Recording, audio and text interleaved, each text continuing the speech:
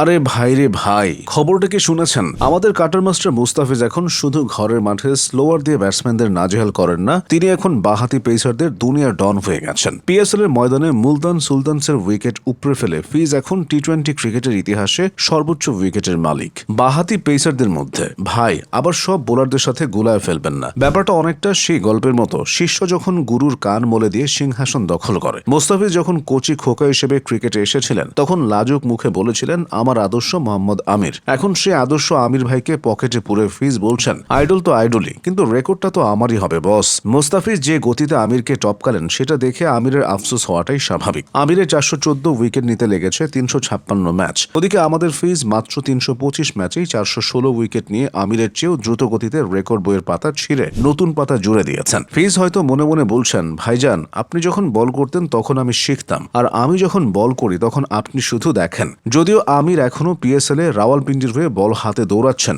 কিন্তু ফিজের যে ফর্ম তাতে আমিরকে এখন বাইনোকুলার দিয়ে মুস্তাফিজকে খুঁজতে হবে। বেচারা ওয়াহাব রিয়াজ 2023 সালে যখন খেলা ছাড়লেন হয়তো ভেবেছিলেন 413 উইকেট নিয়ে শান্তিতে থাকবেন, কিন্তু কে জানতো বাংলাদেশের এই ছেলেটা এসে টুপ করে তাকেও টপকে যাবে। করাচি কিংসের বিপক্ষে মাত্র 1 উইকেট নিয়ে মুস্তাফিজ ওয়াহাবকে 3 নম্বরে পাঠিয়ে দিয়েছেন। ওয়াহাব এখন হয়তো টিভির সামনে বসে পপকর্ন খাচ্ছেন আর ভাবছেন কেন যে আর কয়েকটা উইকেট নিয়ে রাখলাম না। স্বীকৃত টি-20তে সাকিবের উইকেট 507টি, ফিজের উইকেট এখন 416। পার্থক্যটা কিন্তু খুব একটা বেশি না। বড় ভাই সাকিব আল হাসান এখন আর আগের মতো সব লিগে খেলে বেড়ান না, তার উপর বয়সটাও 39 ছুঁই ছুঁই। এদিকে মুস্তাফিজ যেন দুরন্ত ঘোড়া, যেভাবে উইকেট শিকার করছেন তাতে সাকিবের ওই 507 উইকেটের পাহাড়ও ফিজের সামনে বালির ঢিবি মনে হতে পারে খুব শীঘ্রই। ফিজ হয়তো মনে মনে ভাবছেন বড় ভাই অনেক তো রাজত্ব করলেন, এবার ছোট ভাইকে একটু জায়গা দেন। তবে একটা জায়গাতে গিয়ে মুস্তাফিজের হাসিটা একটু ফিকে হয়ে যেতে পারে। সব ধরনের বোলার মিলিয়ে ফিজ আছেন 7 নম্বরে, আর সবার উপরে বসে আছেন এক আফগান জাদুকর রশিদ খান। উইকেট সংখ্যা মাত্র 703। রশিদ খানের উইকেট সংখ্যা শুনলে মনে হয় উনি টি-20 ক্রিকেট খেলেন না,